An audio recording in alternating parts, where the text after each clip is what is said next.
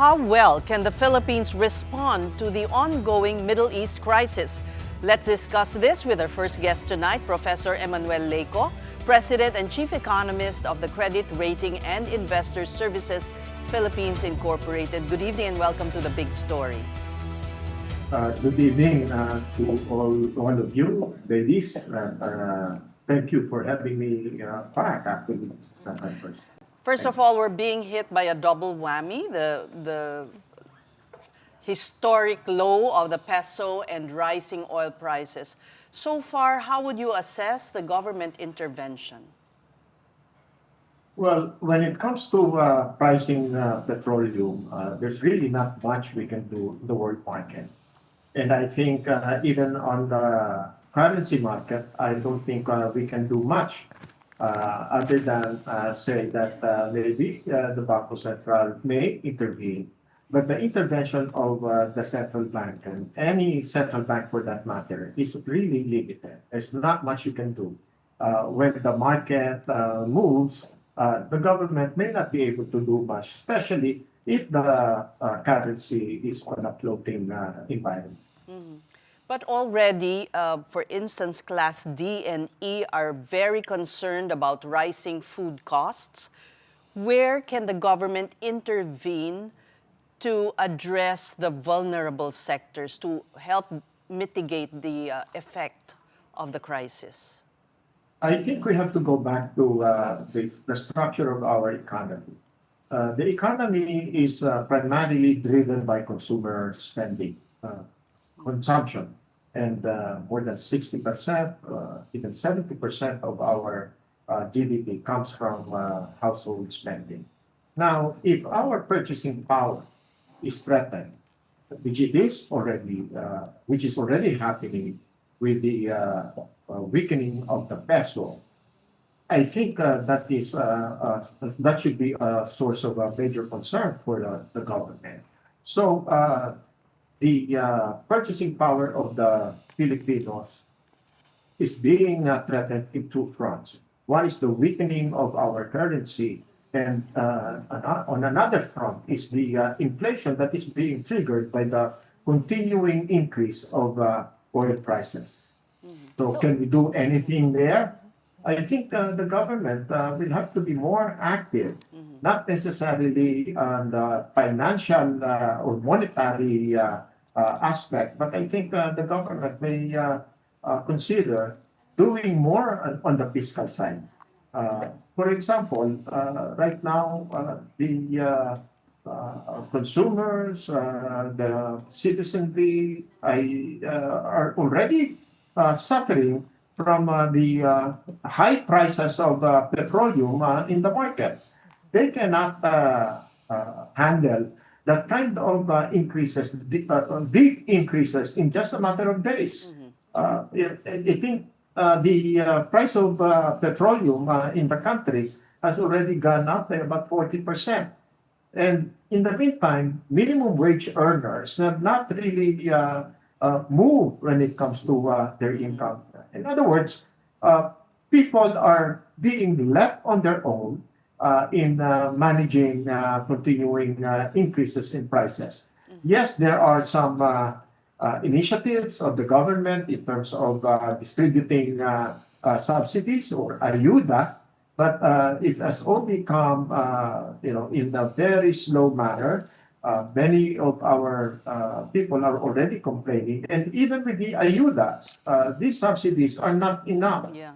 They're also talking about removing excise tax, even value-added tax. The government or the legislature has already given passed the law or the bill to Malacanang in terms of giving the president the emergency powers to remove or suspend excise tax, but the government has not announced when will the president exercise that emergency power of removing, in order to remove excise tax. Masyadong mabagal, would you say? Masyadong mabagal. Even the speaker already said, ang bagal ng DBM, ang bagal mag-release. At ang sinasabi pa nga ay sa sobrang bagal, baka patay na ang kabayo bago dumating ang damo. I think this should be taken seriously. It's not just the people, but even people in government. Speaker Lee already said that, and also the NUP party leadership, they're already complaining. In fact, they're also saying that they're going to make a move if the speaker is not able to facilitate faster movement of funds to their districts. They will get out of the majority and join the minority. This is serious, in other words. In so many ways, a lot of things are happening, and a major issue here is the economic management or management of economic issues in the country today.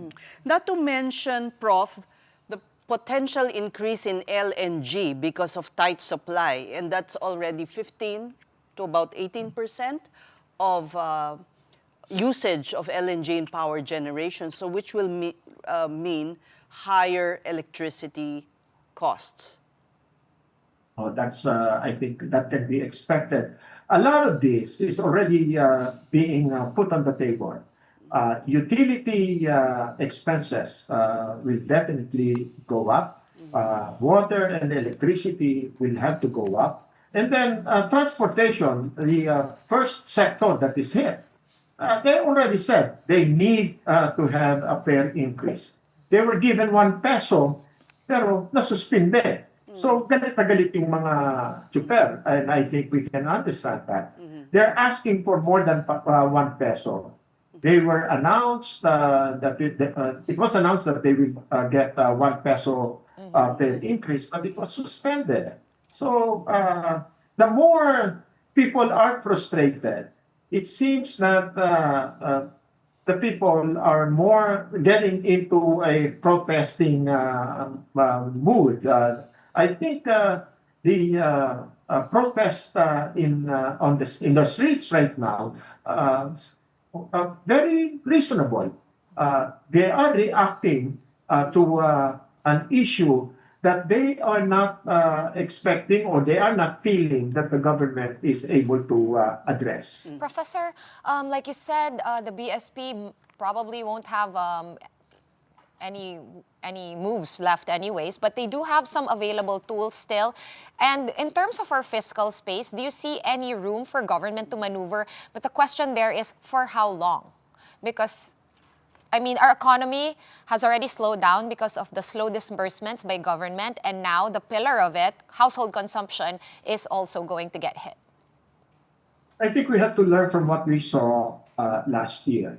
During the fourth quarter, household spending slowed down, public spending slowed down, and that caused the economy to slow down instead of getting any closer to 5.5%, which was the reduced target of the government in terms of GDP growth rate. We only grew 4.4%. And this year, I think we'll be lucky if we are able to achieve that 4.4% that we saw last year. Last year, we did not have the effects of war in the Middle East. We did not have the effects of increasing prices in oil. So this time, I think it will be a lot more serious, and hope that I hope that this issue gets resolved sooner than later. Right. Because otherwise, we will have a much worse or terrible scenarios that we will be dealing with. Okay, but are you seeing some shorter move that the government can do that they are still not doing along with our economic cluster? I know this might be impossible to answer, but is there something? Oh yes, actually it's not impossible. The president is already handed the emergency powers to remove or suspend excise tax. The president can sign the bill, Yesterday, sign it and enact the law, and suspend excise tax or remove it. That's number one. 6 pesos, 10 pesos, 5 pesos per liter would help consumers in terms of their expenditures for petroleum. Of course, the president can do something. And that's just for the start. They can also consider removing value-added tax on petroleum products. But of course, the people in government are getting nervous. If they lose excise tax revenues and they lose value-added tax, they're estimating that they would lose more than 350 billion pesos in government revenues from excise and value-added tax. But remember, you know, there are many other things in the budget, in 2026 budget, that perhaps the government would be able to have some flexibility on, either to defer or suspend, defer, or even eliminate. Definitely, I think this is time for people to reconsider. Intelligence fund and confidential funds, they can be removed, suspended, and only leave intelligence funds to the military or the police. Civilian agencies, I'm not sure they should have the fund or the requirements to do intelligence. They need intelligence work. They can go to the military or get assistance of the police or the NBI. And not to depend or rely on their own. They are not an intelligence agency. So give it to those who have the mandate and the capability to do so. So that's first. Those are the first things that the government can do. Okay. Also, consider the oil deregulation law was intended to infuse competition, stimulate competition among the market players. But what we have seen during the years that it has been implemented was that when one oil company increases the price, everybody follows, or they will increase the price all at the same time. But when the oil price comes down, it comes very, very slow. So for many, I think the oil deregulation law has become basically useless. And also they have to explain the pricing of petroleum in the market today. The petroleum or the oil, the gas that we are buying in the market right now were procured, they were purchased, they were delivered not yesterday, not last week. They were ordered and paid for, or perhaps the contract to buy them happened 2 or 3 months ago. So the price of oil, the price of gasoline that we are buying today at a higher price was procured on a much lower price. Why are they selling it at a higher price? They say, oh, this is for the replenishment cost, replacement cost. So if that is the case, the purchase price 2 or 3 months ago was intended to be sold today. Why are they not selling it at the price that they sold, that they bought it, and then the oil or the petroleum that are being bought today, sell them at an adjusted price 2 or 3 months down the road? In other words, give us the benefit of time. We know that the prices of oil in the world market is increasing, and therefore we should be able to adjust when the market or when the materials or the resources are now being brought to the market. Well, I hope the president is watching us. Yeah, but just as a final question, Noel, I'm sorry we're running out of time, but you know, this war has already reached its 3rd week in the Middle East. What's the single biggest risk that you're watching right now? I mean, the peso has already reached an all-time low, 60 to 10, and some analysts are saying that it could reach 61 pesos if this war drags on for another month, for another 3 to 9 months. You know, we are looking for the end game. for the exit, for the Trump exit in the Middle East. But it looks like we're not hearing any of those. And therefore, even though President Trump already announced that they already won the war, they are not looking at getting out of Iran.